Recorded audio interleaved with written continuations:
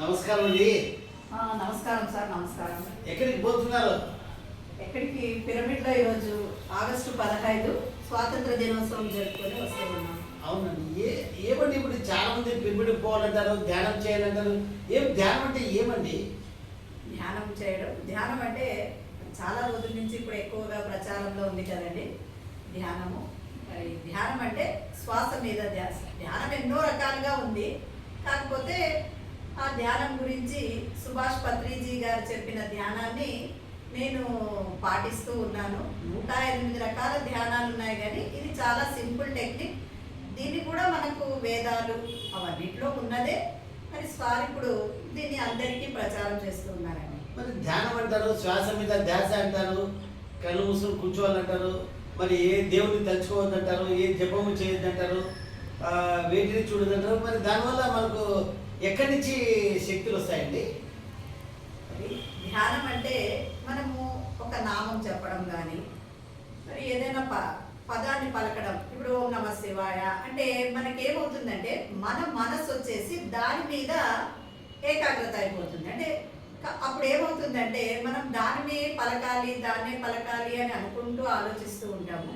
అలా కాకుండా ఇది ఈజీ టెక్నిక్. మనము శ్వాస మీద ధ్యాస పెట్టినామనుకోండి, ఆటోమేటిక్గా మన ఆలోచనలు ఎప్పుడైతే నిలబడిపోతాయో మనం కూడా అప్పుడు శ్వాసను గమనించాల్సిన అవసరం ఉండదు. అంటే ఆలోచన అంటే మన శరీరానికి సంబంధించిన అండి. ఆలోచనలు అంటే జనరల్గా మనకి ఫిజికల్గా మన శరీరానికి సంబంధించినవి, లేదా గతంలో మనకేవో ప్రాబ్లమ్స్ వాటి గురించి, మరి లేదా ముందు ఎలా ఉంటుంది అనేవి ఆలోచనలు. అన్నిటి మానసికమైనవి మరి శారీరకమైనవి 2 ఆలోచనలు వస్తూ ఉంటాయి. మరి ఎలా కూర్చోవాలి ధ్యానానికి? మరి ఎలా ఆలోచనలు కట్టడి చేయాలండి? ధ్యానానికి కూర్చోవడం ఏమీ లేదండి. మనము భోజనానికి ఎలా కూర్చుంటామో అలా, అంటే ఈజీగా కింద కూర్చొనే వాళ్ళైతే చక్కగా సుఖ స్థిరాసనం అని అంటారు దాన్ని. అలా కింద కూర్చొని మనం భోజనానికి కూర్చొనేటట్టు కూర్చొని మనము శ్వాసను గమనించడం. లేదా పైన కూర్చున్న వాళ్ళైతే ఇలా కానీ కాలు ఇలా కానీ ఒక కాలు మీద ఒక కాలు వేసుకొని మరి ఇలా వేడలో వేడు పెట్టుకొని బొళ్ళ పెట్టుకోవాలి. అలాగే అద్దాలు ఉంటే పక్కన పెట్టేసేయాలి.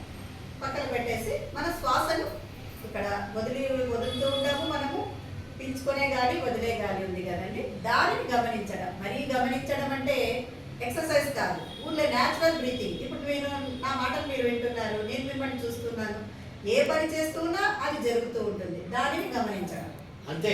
శ్వాసను గమనించడమే, శ్వాస ఎక్సర్సైజ్ చేయడం కాదండి. కాదండి, న్యాచురల్ బ్రీతింగ్, సహజమైన శ్వాస అని అంటారు. అంటే శ్వాసను గమనించడం వల్ల ఏం జరుగుతుందండి మనకు?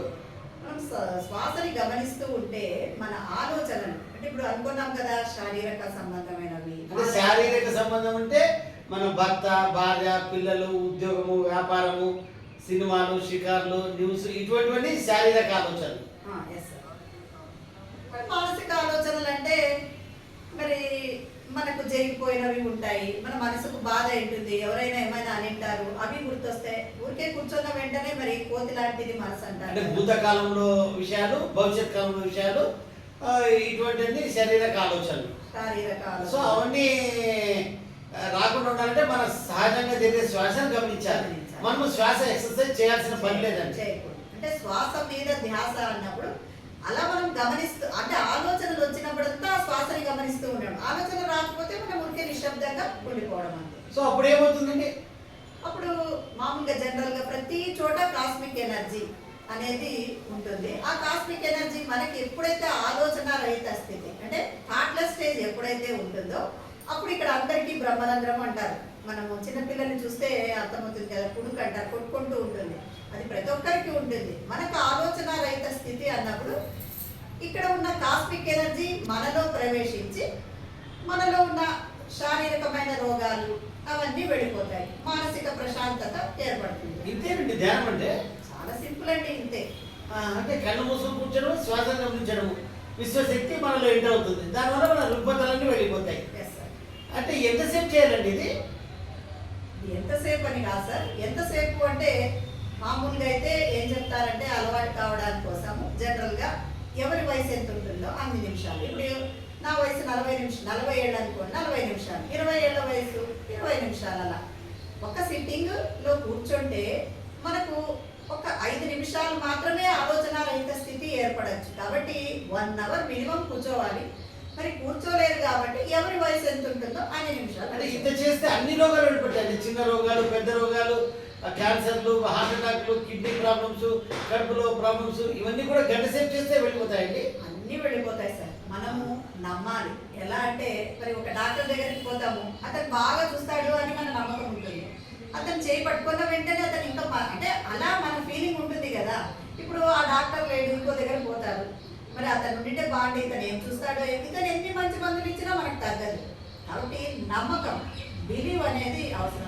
అంటే ఇప్పుడు సాధన చేస్తాము, రోజు గంటన్నర చేస్తాము, తర్వాత అన్ని రోగాలు తగ్గిపోతాయి, అక్కడ మనం స్టాప్ చేసుకోవచ్చండి. అలా కాదు సార్. దీన్ని ఎప్పటికీ అంటే మనం ఉన్నన్ని రోజులు ధ్యానం అనేది చేయాలి. అప్పుడు రోగాలు అనేది ఉండకుండా ఉంటాయి. సో ఇది సాధన ప్రక్రియ, మన జీవితకాలం అంతా చేస్తుంటే ఏవి మన దగ్గరికి రావు రోగాలు. నెక్స్ట్ వచ్చే ఉంటే కూడా వెళ్ళిపోతాయి రాకుండా. ఇంకా సాధన ఎక్కువ చేస్తే మన సమస్యలు కూడా తీరిపోతాయండి.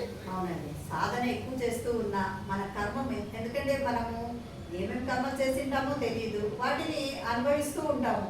ఆ కర్మ ఫలం కూడా ఇప్పుడు చూడండి, మనకు పెద్ద యాక్సిడెంట్ అయ్యేది ఉంటుంది, కానీ ఒక చిన్న రాయి తగిలి, ఏదో చిన్న యాక్సిడెంట్ ఒక గీత పడి తగ్గిపోవచ్చు. అలాంటివి కూడా మన కర్మని కూడా పోగొట్టుకోవడానికి చాలా చక్కగా ఉపయోగపడుతుంది ధ్యానం. మరి కరెక్ట్, ధ్యానం గురించి బాగా చెప్పారు, ధన్యవాదాలు. మరి పిరమిడ్ అంటే ఏమిటండి? పిరమిడ్ లో పోయి ధ్యానం చేసుకుంటాము, పిరమిడ్కి పోతాం అంటుంటారు అందరూ. పిరమిడ్లో ఏముంటుందండి? ఒకప్పుడేమో రాజులు వాళ్ళ శవాలను పెట్టేవాళ్ళంట, అలాగే భద్రపరిచేవాళ్ళంట. మరి దాంట్లో పిరమిడ్లో పోయి చేసుకోవడం వల్ల ఏం ఉపయోగం వస్తుందండి?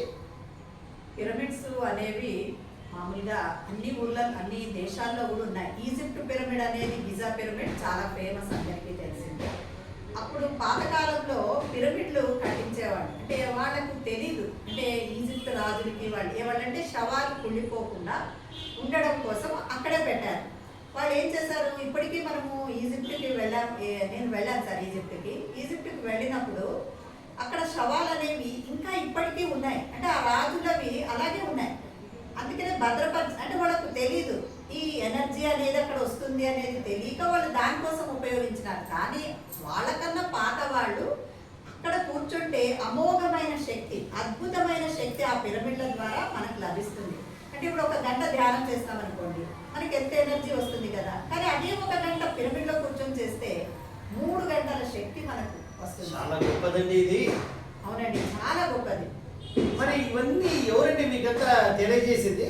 ఇదంతా సుభాష్ పత్రిజీ అని అందరికీ తెలియజేస్తున్నారు సార్. అందరూ దీనివల్ల హెల్త్ ఇష్యూస్ కానీ, మరి అలాగే ఇప్పుడు ప్రస్తుతానికి టెన్షన్స్, మానసిక ప్రశాంతత అనేది పిల్లల నుంచి పెద్దవాళ్ళ వరకు లేదు, అందరికీ చక్కగా ఉంటుంది అన్న ఉద్దేశంతో దీన్ని ఇంట్రడ్యూస్ చేశారు.